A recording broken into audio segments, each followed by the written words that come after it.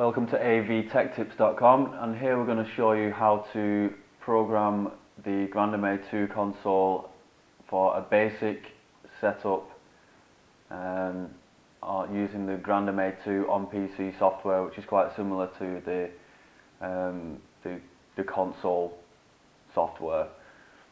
Okay, so first of all we'll go to Setup and Patch and Fixture Schedule. Here's where we want to start inputting the fixtures into our console. So we'll start off with some dimmer channels. As you can see, dimmer is already available here in the library, so you can select that and then add the quantity of dimmer channels that you want. I'm going to choose 12 because there are 12 channels in the dimmer I want to use. So I'm going to free up 12 channels on the desk. Fixture ID we don't need to concern ourselves with because that is that's regarding any moving fixtures or other types of fixtures, not static dimmer channels. Channel ID basically specifies, it assigns a number to one fixture. So in this case, the first light in the group of 12 will be assigned number 1.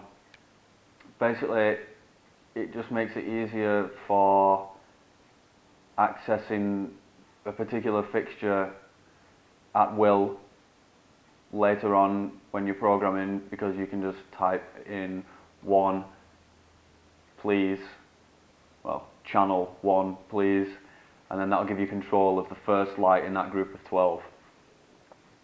Patch break is basically the first digit is the stream of DMX that your fixtures are currently assigned to.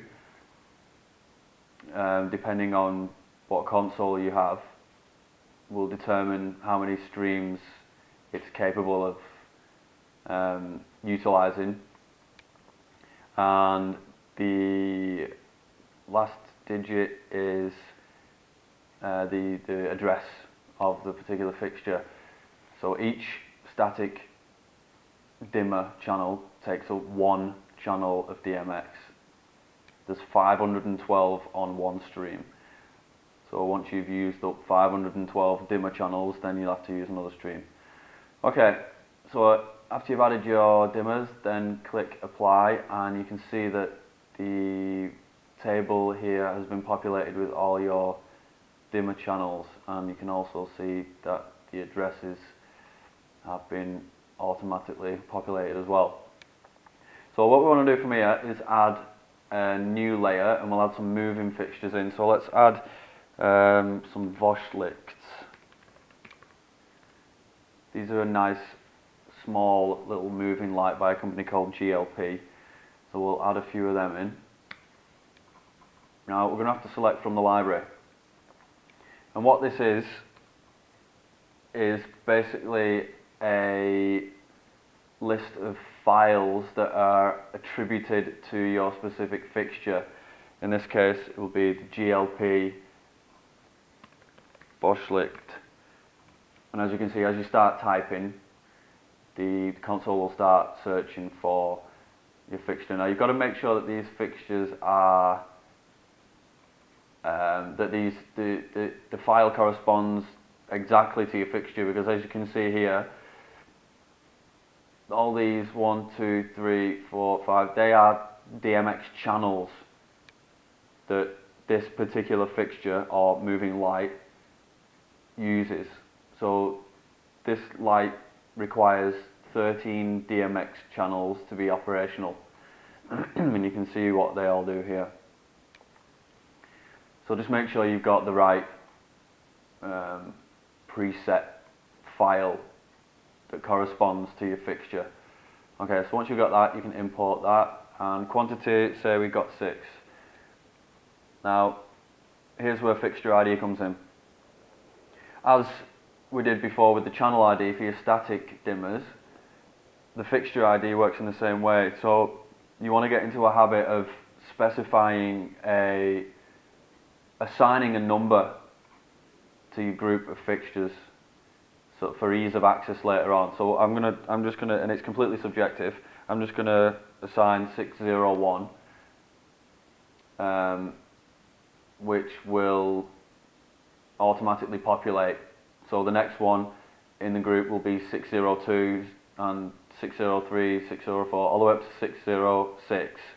So then I know if I want to access the second Voschlicht in my group that is in an incorrect position or in a position that is undesirable, then I can type 603 whatever, please, and I'll have control of that fixture straight away. So again, patch break is the address, so it will start at 13, and then another 13 channels after that will be the next light, another 13 channels after that will be the light after that, which you can see when you hit apply. So as it did previously, it populates automatically the addresses. So this is where you get your addresses for your lights from. Okay, so now we've got 6 Voschlichts in there. Going to add another layer of Mac 350s. So again, we'll choose from the library. We'll type in Martin because that's the manufacturer, and we'll type in Mac 350. And as I previously stated, you've got to make sure you've got the corresponding file for your fixture. Okay, so we're going to go with the Mac 350 onto 16-bit,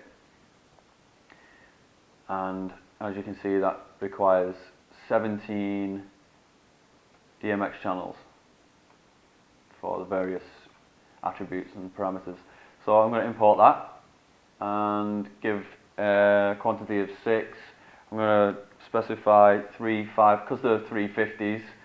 The first one I'd like to be called 351, and subsequently the next fixtures will be ordered chronologically.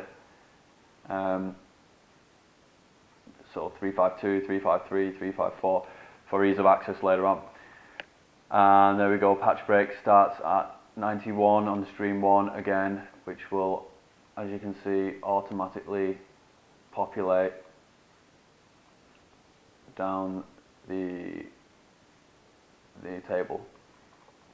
Okay, so since this is a basic tutorial, I'm going to leave it at that and exit out. You are leaving full setup, save changes, yes. Now what we want to do is we want to auto create some groups.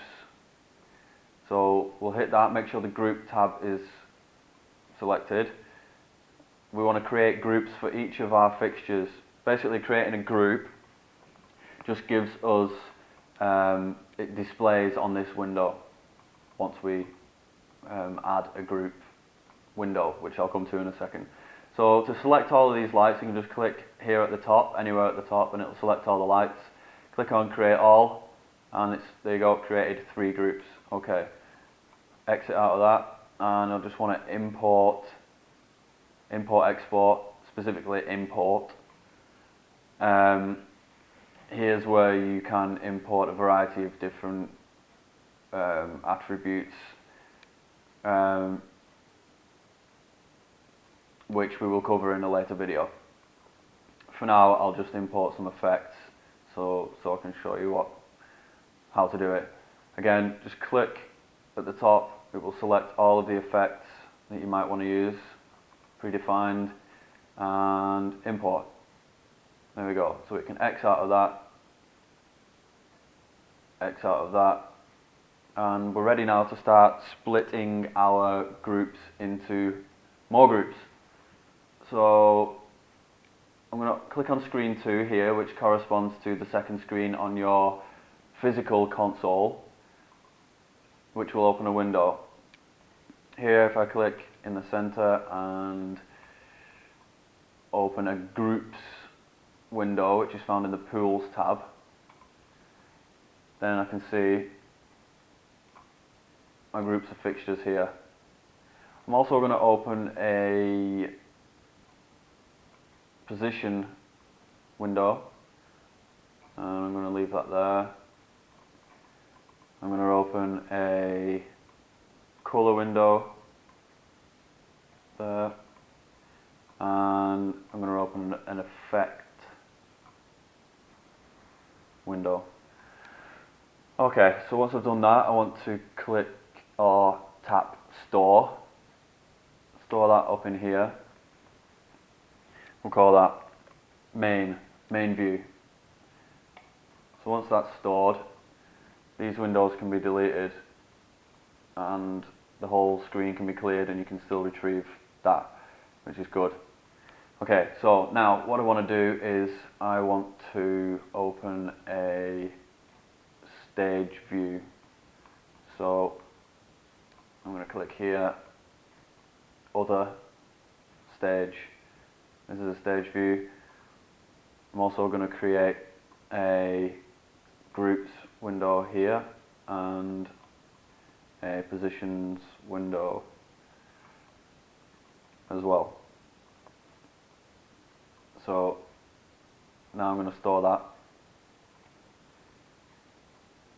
here and call that stage.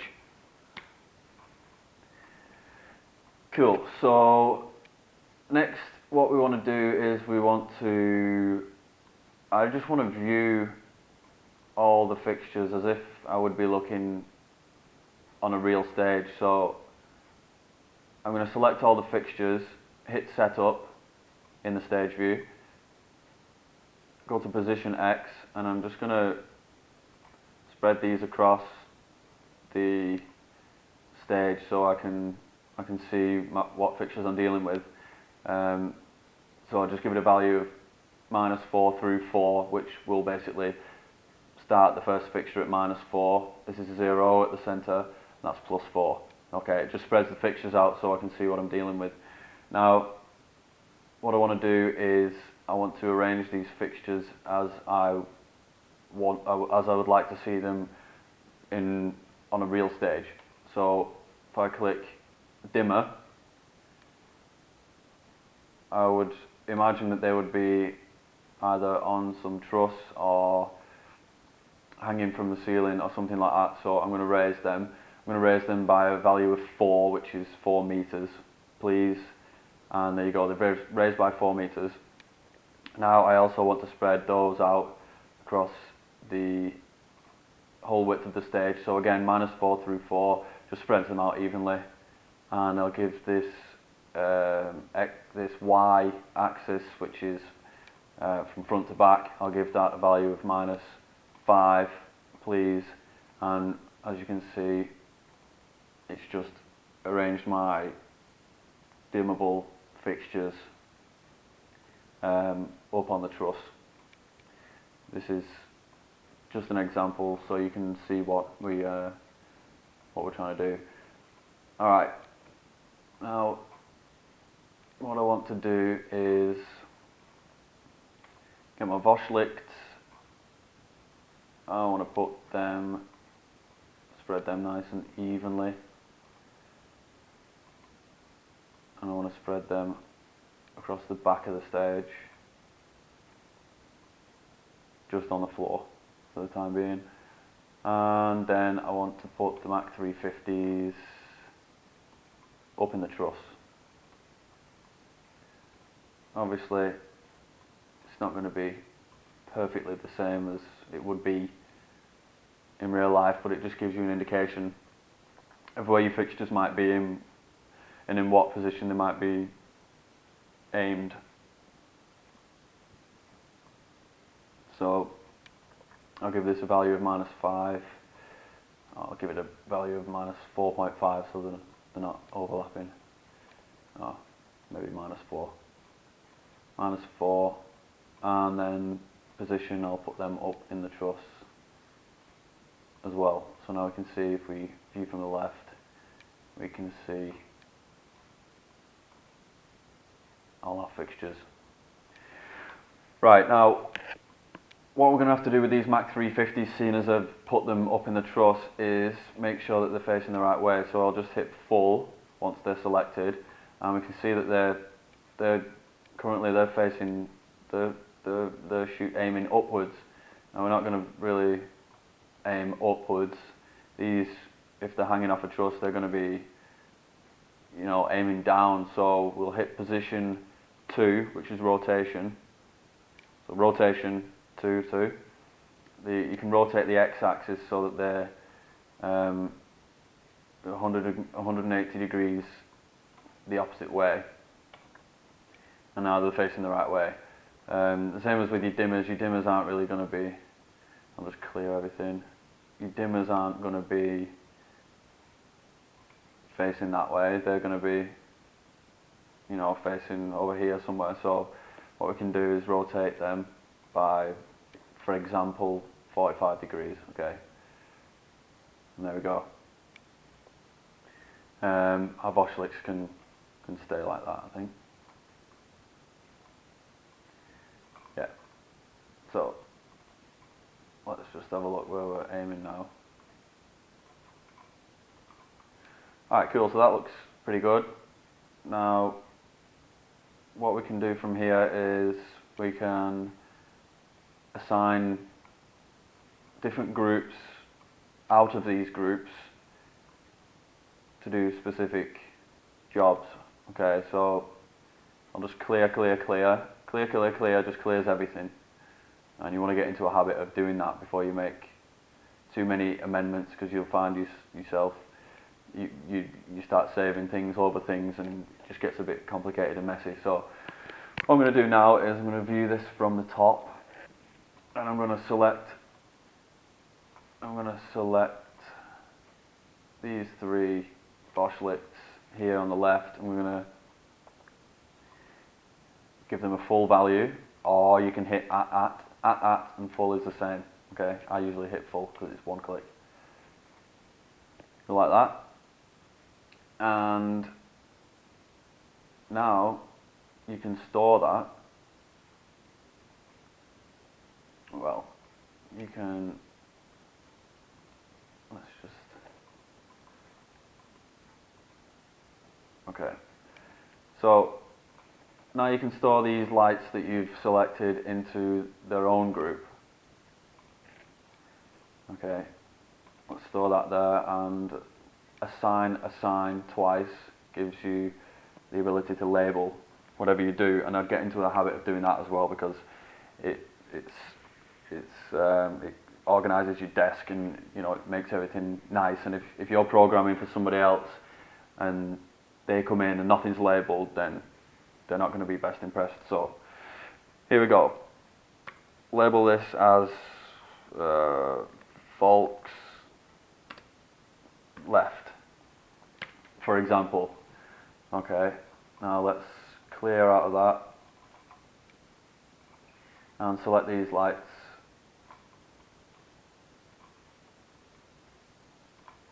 Okay, you don't have to hit full. You can just store them there. Assign, click, and Volks right, enter, and we'll do the same with these. So these are 350s. Store here. Label 350 left, and again like this. Store here. Assign 350 right.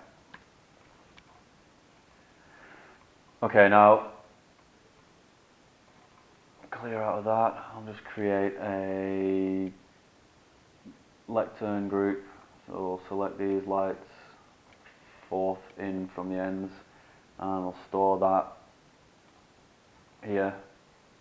Assign, call that lectern, or if you are American, then you might call that podium.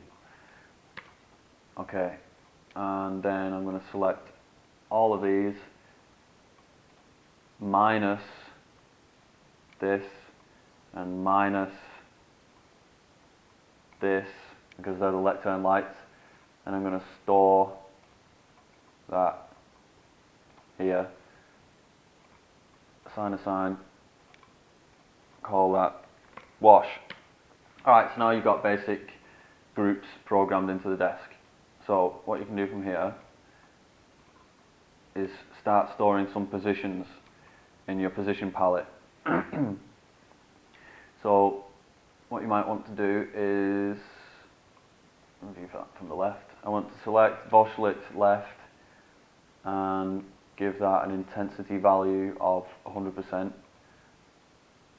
and then so you can see where you're going to position them. So you click position here, I'm going to give it a tilt value of -50, please, and as you can see we have tilted to the value of -50. Now I'm going to pan 30, please, which will pan out to the left 30. Now I want to store that. I want to store it here, and I'm going to call that room, assign, click room. Now I can start adding more fixtures into this position. So I can select these, I can select the remaining Boschlits. Oops. So I can select them, I'll give them a full value. I'll give them a position of -50 also, a tilt value of -50, and a pan value of -30. And then you can see some symmetry going on, and then I'll click store, hit room, and I want to merge that because I want the prior values to be stored in there as well. So I'll hit merge. Alright, cool, and then I can go select 3 350s, and I can give them an intensity value full. And now I can position them, give them a tilt value of 50, or -50, -50. Okay, and a pan value of 30. Okay, and I can store that.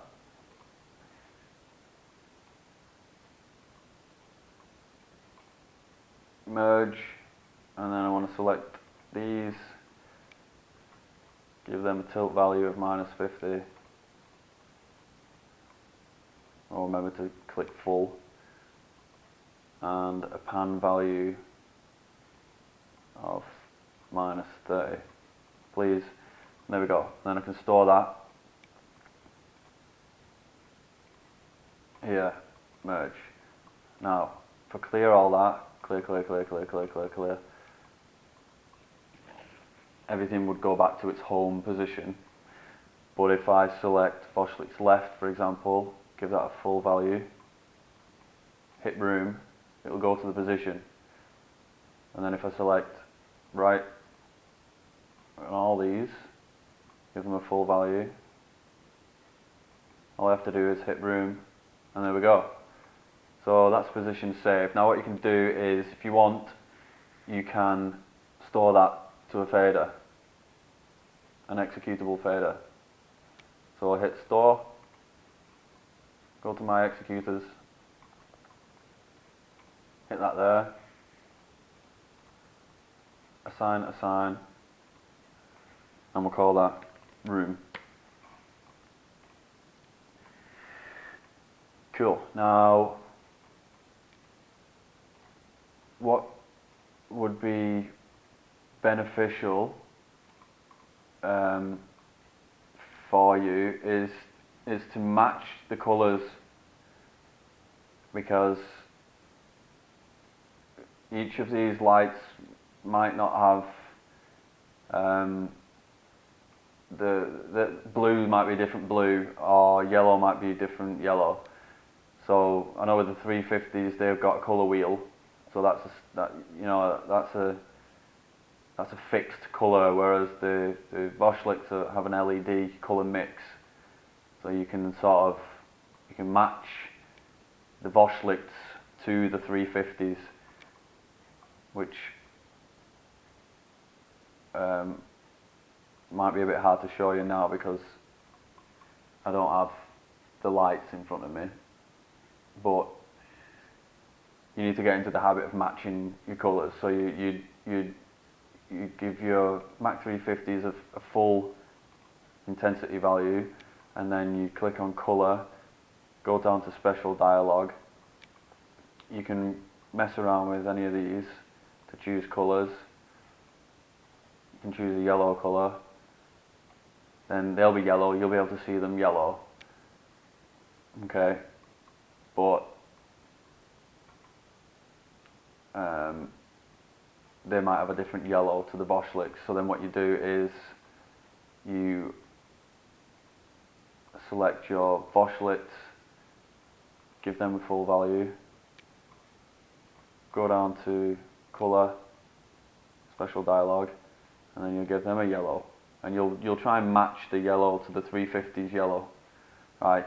And then you just go throughout your lights and do that until you've got all your palettes matching, and then what you'll do is you'll hit store, you'll select these lights too. Now they should all be still yellow, yep. So now you hit store, and you want to store that. Whoops. Store.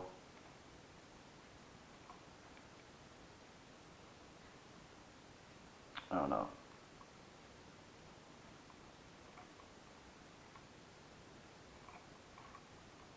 Now you want to hit store and save that here. So then your 350s will be the same type of yellow as your Voschlichts, okay? And you want to do that with all of your colours and all of your fixtures, just so that you got continuity across the board. Okay, yeah, that's about it really for basic programming. I'll get to effects in another video. While we're here, I will just store in a lectern fader. So hit the lectern group, hit full, store that fader 1.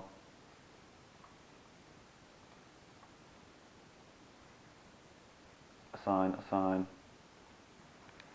lectern, and with a wash I'll select, so I'll clear all that, wash, full, store, assign, wash, clear, and then you'll know your cue is on when it turns blue. So now you should have an array of fixtures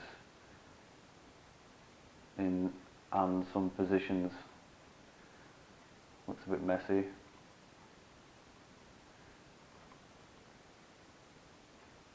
But you get the hang of it. Alright, send me your suggestions and or comments and or tips, tricks and advice to admin@AVTechTips.com. Thank you very much for watching.